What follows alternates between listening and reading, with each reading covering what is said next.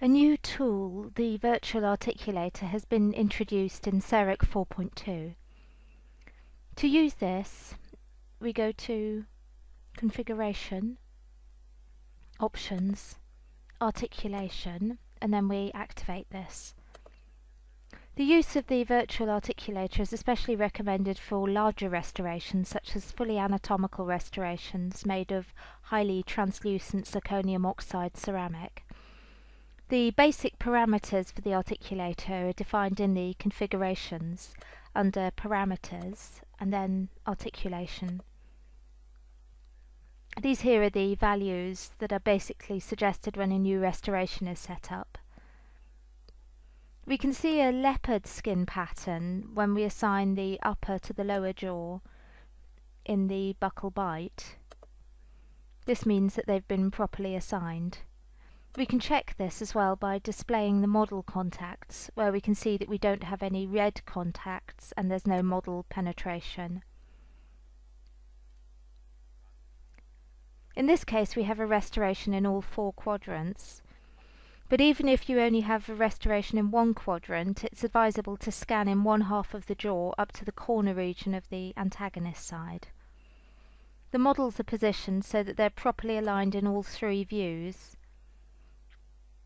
So with the medium sagittal below the lower ones, horizontal in the frontal view, and horizontal in the sagittal view, as per the definition for the chewing surface.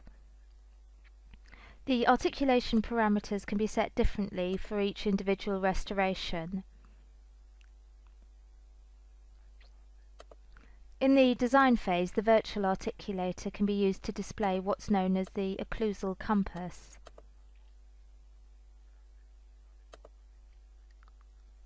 This is as well as the model and restoration contacts.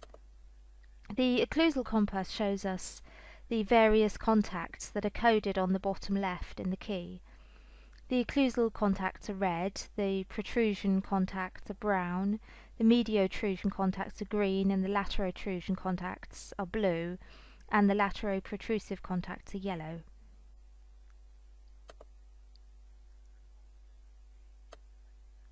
The FGP bites can also be shown separate for the upper and the lower jaw, and their transparency can be changed. The FGP envelope curves can be created in 2 different ways, either taking the restoration into account or not.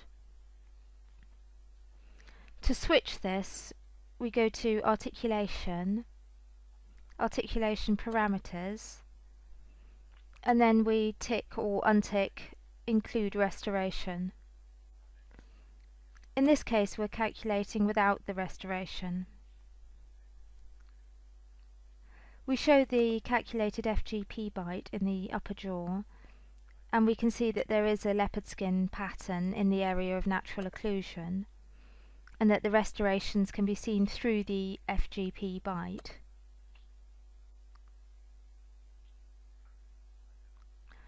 Alternatively, we can set the Include Restoration box, and the FGP is recalculated. So we show the FGP bite, and we can see that the leopard skin pattern goes over the natural occlusion and over the artificial occlusion in the region of the restoration. In the occlusal compass view, it's really easy to adapt the contact by using the right tools in the tool wheel.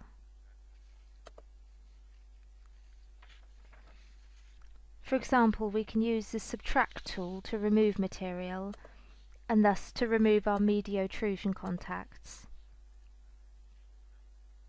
Or we can use the new FGP tool to automatically mill the bite so that there are no more contacts that where we don't want them. This is of course the quickest way of doing this, and last but not least, the articulation animation can also be seen. This simulates the laterotrusion protrusion and mediotrusion movements of a real articulator.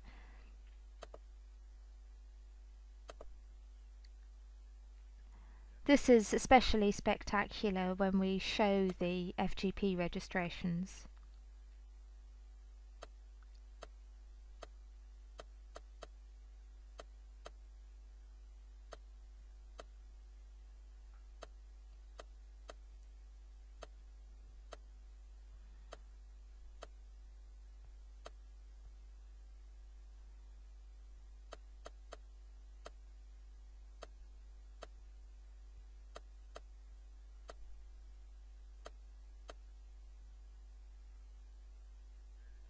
The virtual articulator is a wonderful teaching and diagnostic tool which makes it easier to see the functional relationships of the occlusion and the articulation.